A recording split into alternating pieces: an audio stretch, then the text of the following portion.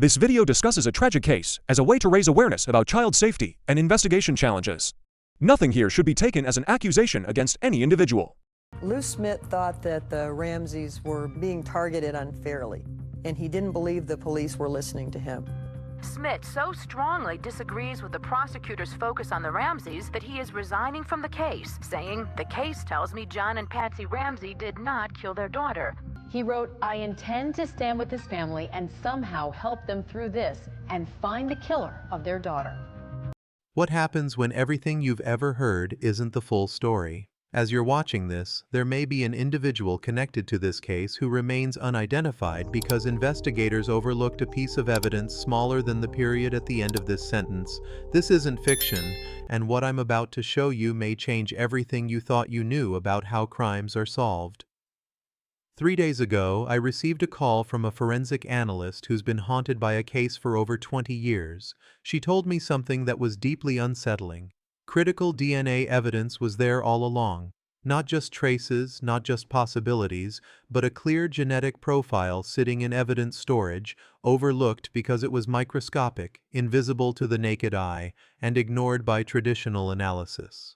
The family still waits for justice while the individual connected to this evidence remains unidentified. But here's what will shock you even more. This isn't an isolated incident. Right now, there are thousands of cases where crucial evidence sits unexamined because investigators don't know what to look for. Evidence so small it's been dismissed as contamination or overlooked entirely. And if you're finding this as disturbing as I am, hit that subscribe button, because what we're about to uncover may fundamentally change how you see crime scenes forever. Let me ask you something that might keep you awake tonight. What if I told you that in some of the most famous unsolved cases of our time, the person responsible left behind a trace so obvious that once you see it, you'll wonder how anyone missed it? What if the evidence was right there, but investigators simply didn't have the tools to detect it? This is exactly what happened in Boulder, Colorado on that cold December night in 1996. The JonBenét Ramsey case captivated the world, spawned countless theories, affected many lives, and remained unsolved for decades. But recent advances in microscopic analysis have revealed something extraordinary. The person connected to this case didn't just leave DNA, they left a microscopic signature, a pattern of evidence so distinct that it's like a fingerprint but smaller than a human hair, embedded in fibers that were dismissed as household contamination. Dr. Sarah Chen, one of the world's leading experts in trace evidence analysis, spent 2 years re-examining evidence from this case using technology that didn't exist in the 90s. What she found may surprise you. Foreign fibers with a manufacturing signature that could only come from a specific type of industrial glove, microscopic metal particles that match a very particular tool, and most striking of all, plant pollen that places the person connected to the evidence at a location miles away from the house just hours before the incident. But here's where it gets truly unsettling. This evidence wasn't hidden, it wasn't destroyed. It was sitting in storage, cataloged and preserved, waiting for someone to look closely enough. The technology to analyze these micro-clues exists today. The tools to see the invisible are in forensic labs right now. Yet, hundreds of cases remain cold because investigators are still looking with yesterday's eyes. Traditional crime scene analysis focuses on what we can see: forensic patterns, fingerprints, and obvious DNA samples. But people connected to cases have learned to avoid these obvious traces. They wear gloves, clean the area, and are careful about touching surfaces. What they can't control, what they don't even think about, are the microscopic traces they leave behind simply by existing in a space. Every human being sheds approximately 40,000 skin cells every minute. Each breath releases thousands of microscopic particles. Every step transfers pollen, soil, and environmental traces. Every touch deposits oils, metals from jewelry, fibers from clothing, and chemical residues from everything they've contacted in the past 72 hours. We are walking evidence factories constantly depositing microscopic proof of our presence. The problem isn't that this evidence doesn't exist. The problem is that until recently, we couldn't see it. We couldn't analyze it. We couldn't understand what it was telling us. But that's changing, and what we're discovering is reshaping everything we thought we knew about crime scenes. Consider this. In traditional analysis, investigators might find a hair and test it for DNA. But with microscopic analysis, that same hair reveals a person's diet, their stress levels, their exposure to environmental toxins, their geographical location for the past 6 months, and whether they've been in contact with specific chemicals or materials. A single hair becomes a detailed biography of a person's final months. But here's what makes this truly revolutionary and why I need you to really focus on what I'm saying next, because this may answer questions that have haunted investigators for decades. These microscopic traces don't just tell us what happened, they tell us the order it happened in. They reveal the actions of the person involved minute by minute, creating a timeline so precise, it's like having a surveillance camera recording everything. Dr. Maria Rodriguez, who pioneered much of this technology, described it to me like this. Imagine if every crime scene was covered in invisible ink that could only be revealed with the right light.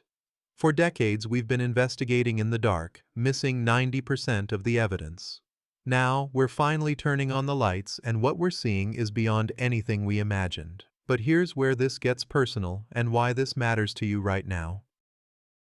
If you've ever been a victim of a crime, if you've ever wondered why cases go unsolved, if you've ever felt like justice failed you or someone you love, you need to understand that the evidence that could solve those cases might already exist. It might be sitting in an evidence locker right now, waiting for someone to look closely enough. The techniques I'm about to show you aren't theoretical. They're being used right now, solving cases that were considered hopeless. Cold cases that have haunted families for decades are suddenly heating up. People who thought they'd gotten away with acts are discovering that their microscopic signatures have been waiting patiently to betray them. And this is just the beginning. What you're about to learn will make you see crime scenes, investigations, and justice in a completely different way. You'll understand why some of the most famous unsolved cases might not remain unsolved much longer. You'll see how investigators are developing almost supernatural abilities to read the invisible stories written in microscopic evidence. But I need to warn you about something. Once you understand how much evidence is actually left behind, how much information is embedded in traces smaller than dust particles, you'll never look at unsolved cases the same way. You'll start to wonder what investigators missed, what they overlooked, what crucial evidence is sitting unanalyzed in storage rooms across the country. So, before we dive deeper into this microscopic world of hidden evidence, I want you to think about this. Every unsolved case represents a family still waiting for answers, an individual still not identified, a community still living in uncertainty. But what if the answers were there all along, written in a language we're only now learning to read? The evidence they missed isn't just changing how we solve new cases. It's reopening old wounds, challenging old conclusions, and promising justice to families who thought they'd never get it. And what we discover in the microscopic world of crime scenes might be more surprising than any theory you've ever heard about these cases. Get ready to see the invisible evidence that's been hiding in plain sight. Because what comes next may change everything you thought you knew about crime, investigation, and justice. The microscopic signature of the person connected to this case is about to be revealed. And once you see it, you'll understand why they can never truly get away with their actions. The human eye is a remarkable organ, but when it comes to crime scenes, our eyes are essentially blind. We see less than 1% of the evidence that's actually there. The other 99% exists in a microscopic world that until recently was completely invisible to investigators. Let me paint you a picture that will disturb you. Right now, there's a family in Michigan who spent 15 years believing the person responsible for what happened to their daughter would never be found. The case had gone cold. To everyone involved, it seemed like a perfect set of circumstances with no resolution in sight. But last month, Dr. Jennifer Walsh, a forensic microscopist, took another look at evidence from the scene using electron microscopy that can magnify objects up to 2 million times. What she discovered in a carpet fiber smaller than a grain of sand changed everything. Embedded in that microscopic fiber were metal particles with a very specific composition, a unique alloy used in only one manufacturing process, found in specialized automotive tools. The wear patterns on these microscopic metal fragments told a story. They revealed how the tool had been used, how old it was, and even what other materials it had been in contact with. It was like finding a microscopic signature unique to one specific tool owned by one specific person. Within 48 hours of this discovery, police had a person of interest. Within a week, they had a confession. A case that seemed unsolvable was solved by evidence smaller than dust, evidence that had been sitting in storage for 15 years. If you're wondering how many other cases could be solved with this technology, drop a comment below with your thoughts, because what I'm about to tell you might answer that question in ways you don't expect. This isn't science fiction. Forensic scientists are developing the ability to read crime scenes like books written in a language of microscopic evidence that reveals not just what happened, but when, how, and in what order. Consider the case of Maria Santos, a young teacher who disappeared from her apartment in Phoenix 3 years ago. The initial investigation found some forensic evidence, but not enough to determine what happened. The case went cold, but Dr. Michael Harrison, a specialist in trace evidence, decided to examine dust samples from the apartment. What he found was a microscopic ecosystem of evidence that told the complete story of what happened that night. Pollen grains from a specific type of desert plant found only in certain areas. Microscopic glass particles matching windows from buildings constructed in a particular decade. Fabric fibers from clothing manufactured in limited quantities. Even microscopic paint chips from a specific vehicle model and year.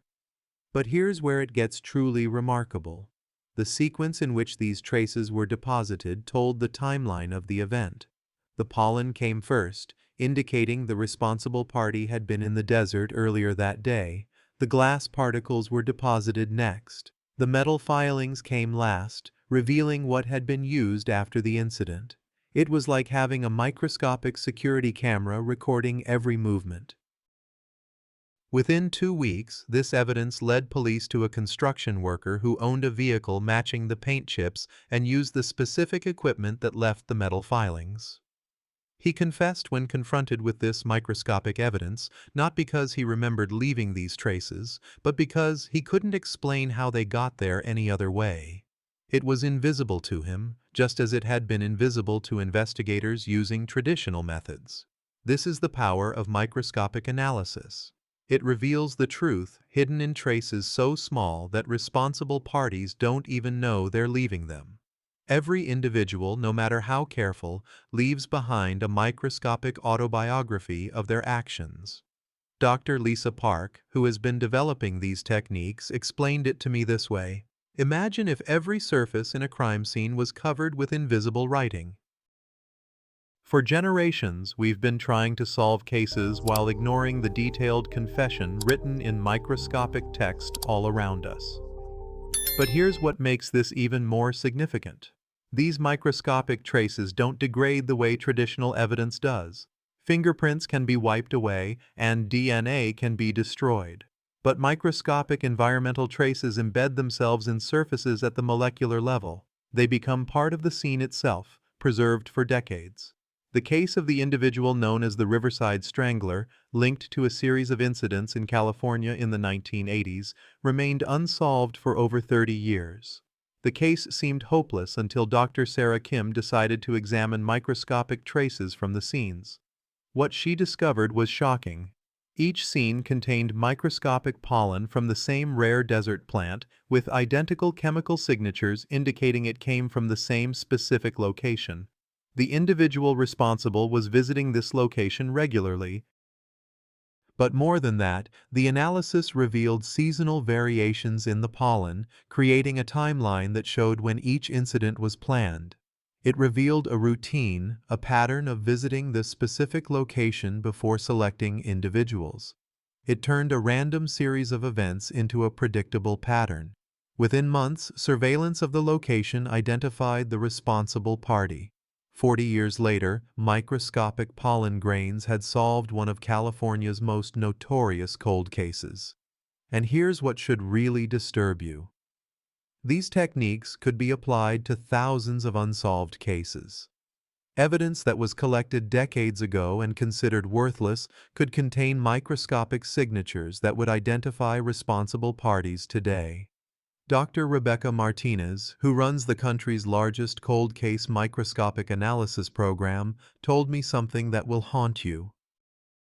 She said that in her experience, there isn't a single critical incident scene that doesn't contain sufficient microscopic evidence to identify the responsible party. The evidence is always there. We just haven't been looking closely enough. Think about what this means for justice, for families who've been waiting decades for answers, and for individuals who thought they had gotten away with their actions. Every scene of an incident is actually a microscopic museum, preserving evidence invisible to traditional investigation. Every responsible party leaves behind a microscopic signature as unique as a fingerprint, but far more detailed and impossible to fake. The technology exists today. The techniques have been proven. The only question is how quickly we can apply them to the thousands of cases sitting in evidence storage. But microscopic evidence is just one part of this forensic revolution. What we're discovering about genetic analysis, environmental traces, and digital footprints is completely transforming how we understand crime and justice. And there's something else, something even more powerful than microscopic traces, that's helping us identify responsible parties who thought they were invisible. It's something that's reaching back decades to identify individuals through connections they never imagined possible. The DNA revolution isn't just about matching evidence to suspects anymore, it's about identifying responsible parties through their family trees, tracking them through their ancestors, and finding them through relatives who have no idea they're connected to someone responsible for a critical incident. What we're discovering is that no responsible party is truly anonymous, no matter how careful they were or how long ago their actions took place. 32 years ago, after Jennifer Cole was discovered under unresolved circumstances in an abandoned warehouse in Seattle, investigators collected DNA evidence that would sit in storage for decades. That's 32 years of a family wondering who was responsible for what happened to their daughter. 32 years of a responsible party remaining unidentified, a constant concern for the community. 32 years of a case that seemed impossible to solve. But last Tuesday, Seattle police took David Mitchell, a 71-year-old retired mechanic, into custody for the case involving Jennifer. He wasn't in any database. He had no prior record and no known connection to the victim. So, how did they find him after more than 3 decades? His third cousin uploaded their DNA to a genealogy website to trace their family history. Let that sink in for a moment. An individual who thought he'd gone undetected for 32 years was identified because a relative he'd never met wanted to learn about their ancestors. This is the new reality of genetic investigation, and it's a significant development for investigators. But here's what makes this truly remarkable. This isn't just about solving old cases. Every unresolved incident from the past 50 years, every cold case sitting in evidence storage, and every responsible party who thought they were untouchable is suddenly vulnerable to identification through relatives they don't even know exist. Dr. James Patterson, who pioneered genetic genealogy investigations, described it to me like this. Imagine if every person responsible for an unresolved incident suddenly discovered that their DNA was connected to a web of relatives stretching back generations. Every family tree becomes a potential trap. Every genealogy website becomes a tool for justice. If you're finding this as mind-blowing as I am, make sure to hit that like button, because what I'm about to reveal about DNA phenotyping will completely change how you think about criminal investigations. Genetic genealogy works by comparing crime scene DNA to genetic profiles in consumer databases.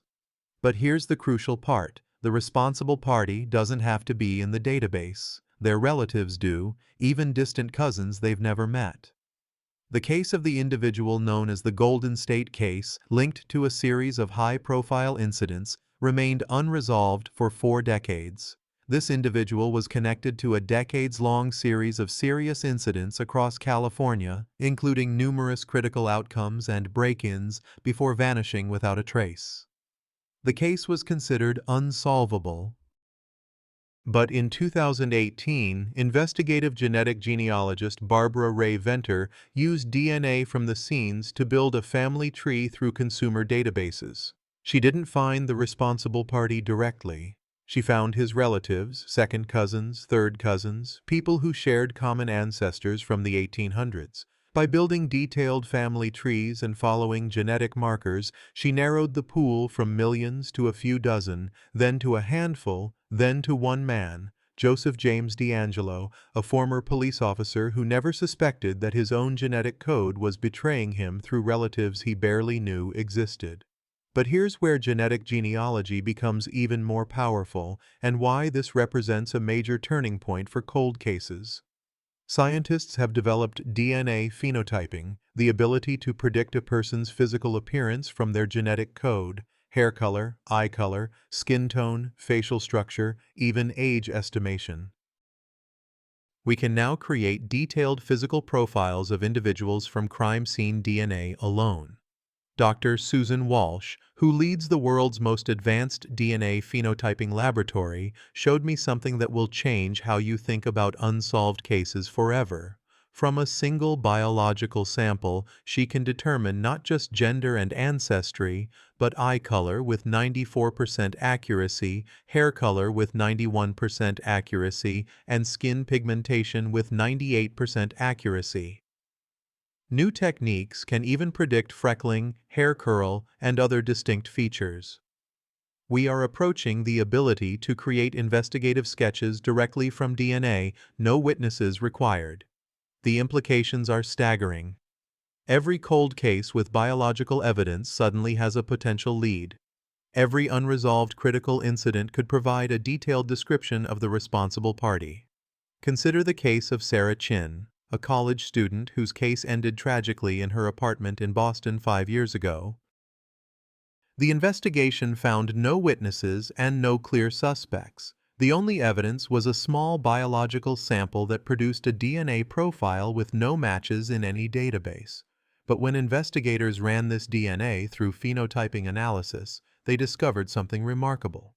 The responsible party was a male of Northern European ancestry with blue eyes, brown hair, fair skin, and specific facial structure markers. The analysis also predicted he was between 25 and 35 years old at the time of the incident. Armed with this genetic portrait, investigators focused their attention on men matching this description. Within 6 months, they identified Robert Hayes, who perfectly matched the genetic predictions. DNA testing confirmed the match. A case that seemed unsolvable was solved by reading the physical characteristics of the responsible party directly from his genetic code. But here's what makes DNA phenotyping truly revolutionary, and why I want you to really focus on this next part. And this technology isn't just identifying responsible parties, it's identifying victims. Unknown remains that have puzzled investigators for decades are suddenly getting names, faces, and families. The genetic revolution is giving voices to the voiceless and identities to the forgotten. Dr. Maria Rodriguez, who specializes in identifying unknown remains through DNA phenotyping, showed me a case that demonstrates the profound impact of this technology. In 1992, human remains of a young woman were discovered in the mountains of Colorado. For 30 years, she remained unidentified, known only as Jane Doe. Case number 478. Traditional identification methods had failed. She remained nameless, her family unaware of what had happened to her. But when Dr. Rodriguez applied DNA phenotyping to bone samples, she discovered something remarkable. The unknown woman had distinctive genetic markers indicating Native American ancestry, unusual blue eyes, and red hair, a rare genetic combination. This genetic portrait led investigators to focus on missing persons reports from specific tribal communities. Within weeks, they identified her as Morning Star Wilson, a young mother who disappeared in 1991. Her family had never stopped looking. DNA phenotyping didn't just give her a name, it gave her family closure, transforming an unidentified individual into a beloved daughter and mother who could finally be laid to rest. And where is this technology heading? Scientists are developing the ability to predict not just physical appearance, but behavioral tendencies and psychological profiles from DNA alone. We're approaching a future where crime scene DNA could tell investigators not just what the responsible party looked like, but how they thought and what motivated them. Drop a comment below and let me know where you're watching from, because what I'm about to tell you about the future of genetic investigation will make you question everything you thought you knew about privacy, identity, and justice. The genetic web connecting all humanity is tightening around responsible parties with each passing day. Every DNA sample uploaded, every family tree built, adds another strand to the web that's identifying individuals decades after their actions. But genetic genealogy is just one part of the forensic revolution. There's another field of forensic science that's equally powerful, the study of the smallest witnesses to a critical incident, witnesses that arrive at scenes within minutes and record everything, witnesses that can tell investigators exactly the time of the critical event, how long an individual was left in a specific location, and even whether their location was changed afterward. These witnesses are insects, and they're about to reveal secrets that will disturb and astound you. The emerging field of forensic entomology is teaching us that nature itself becomes a detective when a critical incident occurs, and the stories insects tell are more detailed than any human witness could provide. The first fly arrived at the scene exactly 14 minutes after the critical event occurred. Dr. Jennifer Walsh knows this because she can read the language of insects, a language that reveals the secrets of these events with disturbing precision. What she discovered in that basement in Portland will haunt her forever. And once you understand what insects can tell us, you'll never look at a scene of an incident the same way. Sarah Martinez had been missing for 6 days when police made a discovery. The suspect claimed the incident had occurred just hours before, that he'd acted in a moment of passion and deserved consideration for cooperating. His story might have been believed if not for the insects. Dr. Walsh examined the larval activity on the remains and made a discovery that destroyed the suspect's timeline completely. The insects told a different story, a story of a prolonged ordeal and a calculated act that contradicted everything the suspect claimed. The flies had arrived within minutes of the critical event. They'd laid their eggs, beginning a biological clock more accurate than any timepiece. By measuring the developmental stages of the larvae and identifying the species present, Dr. Walsh could determine how long the individual had been in that specific location. The insects revealed that the critical event involving Sarah occurred 6 days earlier, not hours. They revealed that her location had been changed twice, spending time in different environments. Most disturbingly, forensic reports noted findings that investigators considered significant, though interpretations varied. If you're finding this as disturbing as it should be, take a moment to hit that subscribe button, because what I'm about to reveal about how insects record details will fundamentally change how you understand forensic science. Forensic entomology operates on a simple principle. Insects arrive at remains in predictable patterns. They respond to these events with mathematical precision, creating a timeline of colonization. Dr. Michael Harrison, one of the world's leading forensic entomologists, explained it like this. Insects are nature's crime scene investigators. They arrive faster than police. They record everything that happens. They never lie. And they preserve evidence in their own bodies that can be read like a biological hard drive. The case of the individual known as the Mountain View Killer demonstrates just how powerful insect evidence can be. For 3 years, this individual was linked to a series of incidents on hiking trails in Colorado, resulting in 7 critical outcomes. The person responsible was careful, leaving no fingerprints, no DNA, no witnesses. But Dr. Lisa Park, a forensic entomologist, discovered something remarkable when she analyzed the insect evidence from each scene. The insects told a story of precision and planning that revealed the responsible party's methods. At each scene, the insect colonization patterns were almost identical, suggesting the individuals had been placed in locations with identical environmental conditions. But here's where it gets truly revealing. The insect evidence showed that each individual had been kept in a controlled environment for exactly 48 hours before being moved to the final location. The insects revealed that the responsible party had a staging area. Even more specific, the insects found on the remains included species that don't naturally occur in the mountain environment. By mapping the habitat requirements of these insects, investigators could narrow down the staging area to a few square miles. The insect evidence led police directly to the individual's location. Within weeks, investigators had identified the staging area, a remote cabin. Evidence at the cabin led to an arrest and conviction, but forensic entomology reveals more than just timing and location. Insects can tell investigators the circumstances of the critical event, whether the location was changed, even what substances were in the individual's system at the time of the critical event.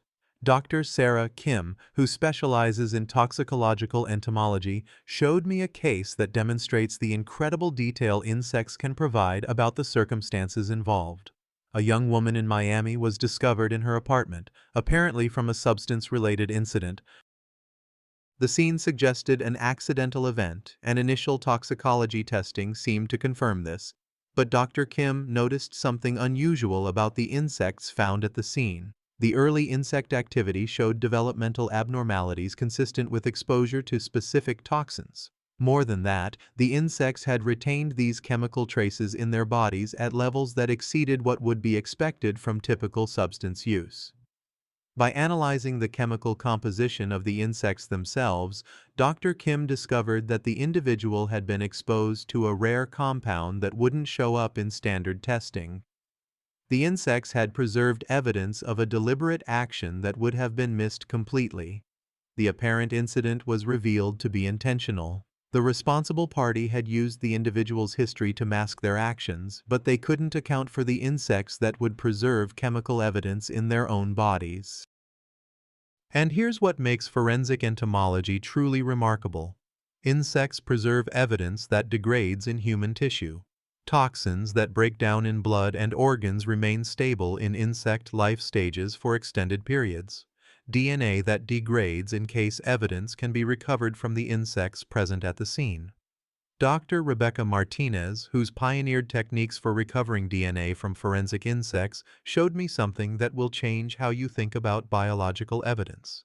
She can extract human DNA from insects that were present at scenes weeks or even months earlier, recovering genetic profiles even when the original source has decomposed completely.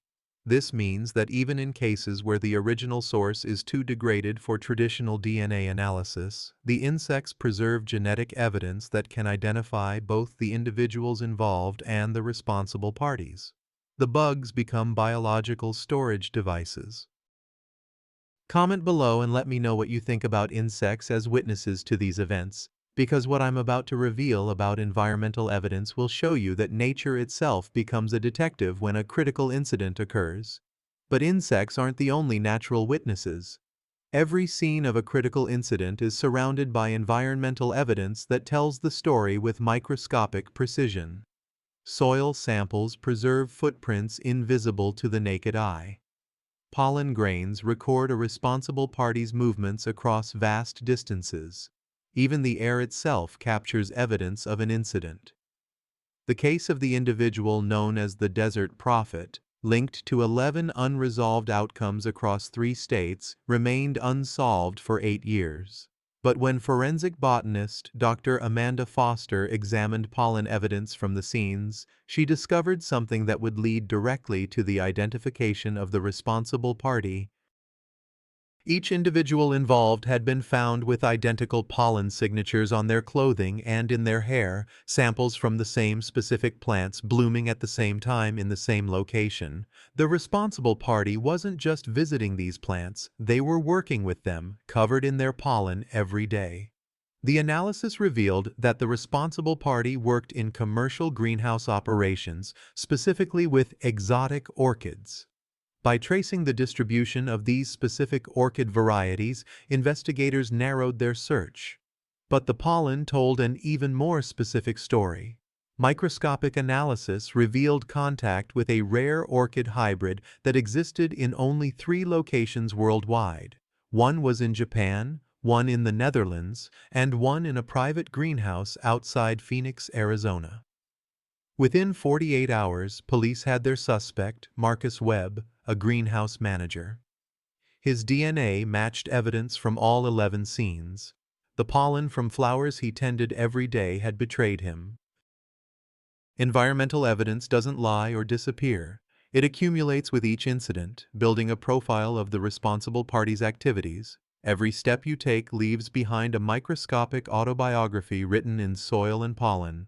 Right now, embedded in your shoes and clothes, is a detailed record of everywhere you've been. And if an individual was involved in a critical incident, that record would eventually betray them with scientific precision. Dr. Lisa Park discovered this important truth when she analyzed soil samples from what seemed like an impossible case. 3 women were the subjects of critical incidents across different states. They were discovered in locations with no apparent connection. The responsible party left no fingerprints, no DNA, no witnesses, but the soil told a different story. Embedded in carpet fibers at each scene were microscopic soil particles with an identical mineral signature. Not similar soil, identical soil from the same specific location. The responsible party was carrying this soil with them, depositing microscopic traces that created an invisible thread connecting incidents across hundreds of miles. But here's where environmental forensics becomes truly remarkable. Dr. Park didn't just identify that the soil came from the same location, she pinpointed exactly where that location was, down to a specific geological formation that exists in only one place on Earth. The soil contained a unique combination of minerals, volcanic ash, and microscopic fossils. This geological fingerprint was so distinctive it could only come from a 50-acre area in Montana near an abandoned mining operation. If you're realizing how this completely changes everything about crime scene analysis, make sure to like this video, because what I'm about to reveal about pollen evidence will show you that invisible trails can be left across entire continents. Within a week of identifying this location, investigators found the responsible party's base of operations, a remote cabin where this person had been living, planning these events, and unknowingly collecting microscopic evidence that would eventually bring this series of actions to an end. Environmental evidence operates on a principle that most people don't understand. Everything in nature has a unique fingerprint composed of minerals, chemicals, and biological materials that identify its specific origin. These fingerprints are more precise than human DNA and impossible to fake. Dr. Sarah Kim, who leads an environmental forensics laboratory, explained it to me this way. The Earth itself is a witness to every incident. Soil remembers footsteps, pollen records journeys, water preserves chemical signatures. Nature becomes a surveillance system more comprehensive than any technology humans have developed. The case of Maria Santos demonstrates just how powerful environmental evidence can be. Maria was a park ranger who went missing during a routine patrol in Yellowstone National Park. She was located 3 weeks later in a remote area, but there were no witnesses, no obvious suspects, and no clear evidence of what had transpired. The investigation stalled until Dr. Jennifer Walsh decided to examine pollen samples from Maria's clothing and equipment. What she discovered was shocking. Maria's uniform contained pollen from plants that don't grow anywhere in Yellowstone. More than that, the pollen came from specific flowers that bloom only during certain weeks of the year in very particular climate conditions. By analyzing the pollen's chemical composition, Dr. Walsh determined that it came from a private garden over 200 miles away, one that cultivated rare alpine plants in a controlled greenhouse environment. The pollen evidence revealed that Maria had been taken to this location before the final incident, then transported back to the park to make the event appear like an accident. The responsible party thought they were clever, making it look like she'd fallen during her patrol. but the pollen from his prize-winning garden had betrayed him completely. Within days, police identified the garden's owner, a wealthy collector. When confronted with the pollen evidence, he confessed that the incident occurred at his property during an argument and that he then attempted to cover up his actions. But environmental evidence reveals more than just location. It tells investigators about timing and the sequence of events. Dr. Michael Harrison showed me a case that demonstrates the incredible detail it can provide. A businessman in Seattle was discovered in his office, apparently having died from natural causes. The scene suggested a natural event, but Dr. Harrison noticed something unusual in dust samples. The environmental particles told a story that contradicted the initial assessment. Soil from 3 different locations deposited in a specific sequence, and pollen from out-of-season flowers. Most telling of all were microscopic fragments of a specific type of industrial chemical. By tracing these environmental clues, investigators discovered that the individual had been taken to multiple locations before being returned to his office to create the appearance of an outcome from natural causes. The industrial chemical fragments led police to a construction company involved in a business dispute with the man. The apparent outcome from natural causes was revealed to be a sophisticated act. Environmental evidence doesn't just solve cases, it reveals the complete story. Drop a comment below and tell me what country you're watching from, because what I'm about to reveal about sound analysis will show you that scenes of incidents preserve audio evidence in ways you never imagined possible. But environmental evidence is just one part of the forensic revolution. Scientists have discovered that sound itself leaves traces and that the very air around these scenes preserves acoustic signatures of an incident. The case of Jennifer Cole, which seemed impossible to solve, was finally cracked when audio forensics expert Dr. Rebecca Martinez discovered something remarkable. The responsible party had made a crucial mistake, not realizing that modern technology could extract sound from sources that seem completely silent. In Jennifer's apartment, investigators found a digital camera that had been recording video when the incident occurred, but the audio track seemed empty. The case remained cold for 2 years until Dr. Martinez applied advanced audio forensics techniques. What she discovered hidden in that static will change how you think about evidence preservation forever. The camera had recorded not just the obvious sounds, but infrasound and ultrasound frequencies outside the human hearing range. Embedded in these inaudible frequencies was a complete audio record of the incident, preserved in acoustic signatures that revealed everything from the responsible party's height and weight to their emotional state. The sound analysis revealed that the responsible party had spoken during the incident, whispering words that were inaudible to human ears but preserved in ultrasonic frequencies. By filtering and enhancing these recordings, Dr. Martinez recovered clear audio of the responsible party's voice, their specific word choices, and even their accent. But the audio evidence revealed something even more disturbing. The responsible party had been in the apartment for over an hour before the incident, moving around quietly. The sound analysis captured his footsteps and breathing patterns. This audio evidence didn't just identify the responsible party, it revealed a calculated individual who'd been monitoring Jennifer for weeks. The responsible party was identified through voice analysis and taken into custody within a month of Dr. Martinez's discovery. A case that seemed unsolvable was solved by sound evidence that had been sitting unanalyzed for 2 years. Sound forensics is revolutionizing criminal investigation. Scientists can extract voice recordings from solid objects that were present during conversations and recover audio from electronic devices that weren't even recording. But acoustic evidence is just one type of invisible trail that responsible parties leave behind. In our digital age, every electronic device becomes a potential witness. The digital footprints we create every day form an invisible web of evidence so comprehensive that it's becoming impossible for individuals to operate without leaving electronic traces. And what forensic analysts are discovering in this digital evidence will disturb and amaze you in equal measure. At exactly 11:23 p.m. on March 15th, Sandra Williams called 911 to report disturbing sounds from the apartment next door. She told the dispatcher she could hear sounds of a struggle, then a sudden silence that terrified her more than the noise had. But when police arrived, they found nothing, no signs of a disturbance, no evidence that anything had happened. The apartment's tenant, Maria Rodriguez, was missing, but there were no forensic traces, no broken furniture, and no obvious signs of a disturbance. Without clear evidence of an incident, the case stalled.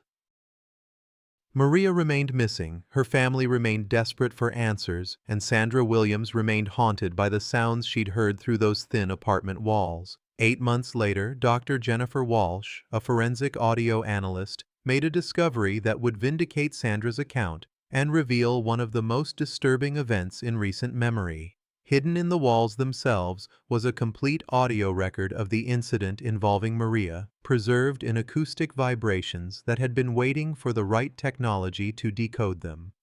Dr. Walsh had been experimenting with a new technique called structural audio forensics, the ability to recover sound from solid objects that were present during acoustic events. The walls of Maria's apartment had absorbed and preserved sound waves from the night she disappeared, creating an architectural audio recording that captured every detail of what happened. Using laser interferometry to measure microscopic vibrations in the apartment's walls, Dr. Walsh recovered clear audio of the entire incident. Not just the sounds Sandra had heard, but conversations that occurred hours earlier, footsteps moving through the apartment, and even the responsible party's voice as they planned and carried out their actions. If you're finding this as incredible as it sounds, hit that subscribe button, because what audio forensics can reveal about scenes of an incident will fundamentally change how you think about evidence preservation. The recovered audio revealed a horror that traditional investigation had completely missed. The incident involving Maria was not brief. She'd been held in her own apartment for over 6 hours and subjected to a deliberate process to gain information about her work as a bank manager, specifically about security procedures.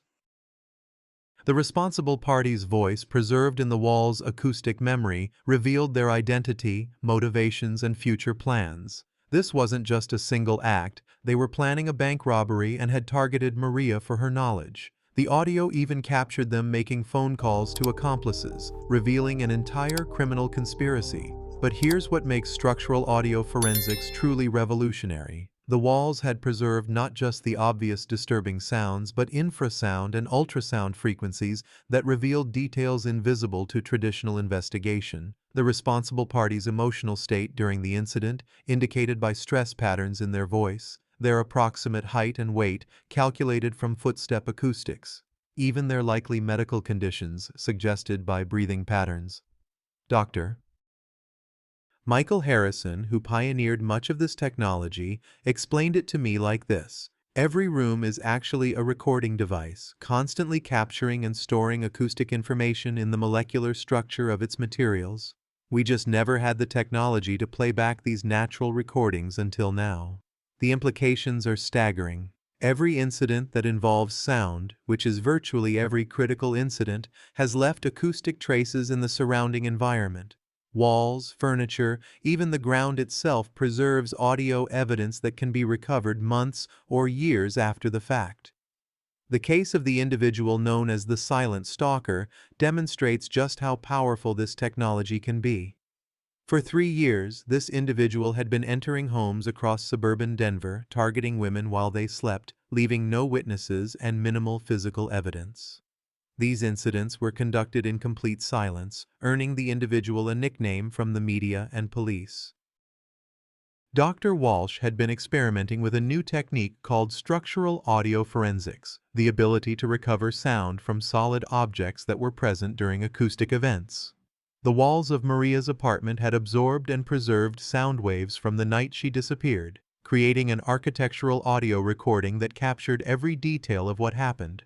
Using laser interferometry to measure microscopic vibrations in the apartment's walls, Dr. Walsh recovered clear audio of the entire incident, not just the sounds Sandra had heard, but conversations that occurred hours earlier, footsteps moving through the apartment, and even the responsible party's voice as they planned and carried out their actions. If you're finding this as incredible as it sounds, hit that subscribe button, because what audio forensics can reveal about scenes of an incident will fundamentally change how you think about evidence preservation. The recovered audio revealed a horror that traditional investigation had completely missed. The incident involving Maria was not brief. She'd been held in her own apartment for over 6 hours and subjected to a deliberate process to gain information about her work as a bank manager, specifically about security procedures.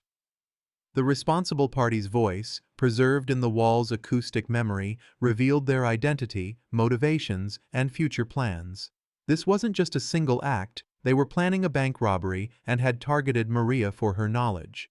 The audio even captured them making phone calls to accomplices, revealing an entire criminal conspiracy. But here's what makes structural audio forensics truly revolutionary.